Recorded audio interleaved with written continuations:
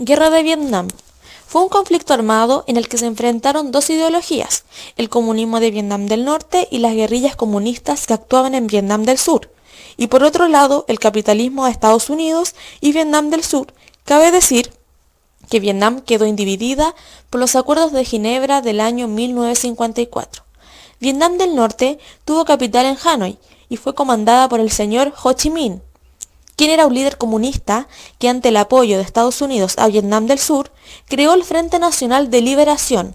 Con ello dividió en dos guerrillas a su Vietnam, el Viet Minh y el Viet Cong, y el otro bando tuvo capital en Daejeon, y fue comandada por Diem, quien era un líder capitalista y por tanto recibía apoyo de Estados Unidos. Esta guerra tuvo una duración aproximada de entre 9 y 10 años. Fue una guerra despiadada, ya que con la operación Rolling Thunder se utilizaron 860.000 toneladas de bombas. Entre estas están incluidas las bombas Napalm, los agentes incendiarios y los agentes naranjos, la misión de defoliación. Las guerras de túneles fueron características de esta coyuntura histórica. Uno de los principales puntos a atacar para los americanos era la denominada ruta Ho Chi Minh, que era una ruta de abastecimiento para los norvietnamitas. La prensa tuvo gran importancia mundial, ya que se enviaron periodistas de 22 países para exponer esta guerra a sus respectivos países. Fue la primera guerra televisada y también de la que se tenía más información. Hanoi Hilton era el nombre de la prisión en la cual los soldados norteamericanos eran recluidos. En esta no existían los derechos humanos y los soldados sufrían física y mentalmente por los fuertes interrogatorios y la tortura aplicada por los guardias de esta prisión. Esta guerra condujo al descontento social, miles de protestas, la creación de los hippies y el poder negro, quienes a su manera querían finalizar la guerra. Con esto también apareció el New York Times, un comunicado de 3 páginas, firmado por 6.400 personas que trataba del final de la guerra.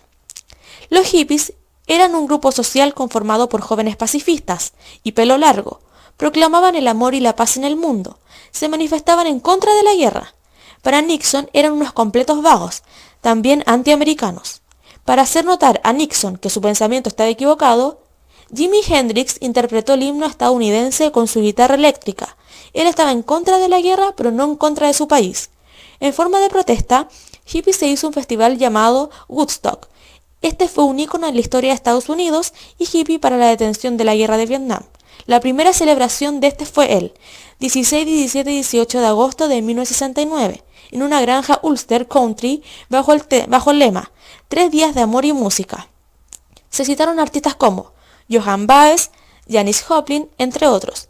El denominado Poder Negro era un movimiento que nació en Norteamérica y como principal motivo tuvo la devolución de derechos a los afroamericanos residentes en Estados Unidos, siempre enfatizando al orgullo racial, la creación de instituciones culturales y políticas para defender y promover los intereses colectivos de los ciudadanos negros. En 1968 se iniciaron las conversaciones tras la arremetida del Ted Nixon. Quería aplicar la vietnamización, que era retirar las tropas norteamericanas y transformar esta guerra en una guerra civil, y que las guerrillas arreglaran el conflicto. También se firmó el Tratado de París, en el que se prohibía el envío de nuevas tropas a Vietnam, y se acordó su retirada progresiva. Ya en el año 1975, Vietnam queda libre de soldados norteamericanos. Tras la retirada de los estadounidenses, Vietnam del Sur quedó muy debilitado y con esto fue fácil que los norvietnamitas y el Viet Cong tomaran el control de Saigón, por tanto, del país completo, unificando el país y así quedar con una sola ideología, el comunismo. Para Estados Unidos, esta guerra fue un total fracaso. Fue la guerra más larga en la historia de este país y se gastaron miles de dólares. Además, 58.000 muertos, 300.000 heridos, centenares de miles de soldados adictos a las drogas y con serios problemas de adaptación a la vida civil. El orgullo de potencia herido, lo que se vino a llamar el síndrome de Vietnam, contuvo a Estados Unidos, retraído en el sentido de intervención militar hacia el exterior.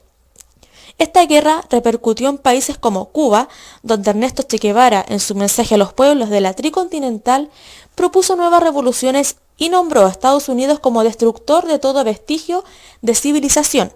También proclamó crear 2, 3, muchos Vietnam es la consiga.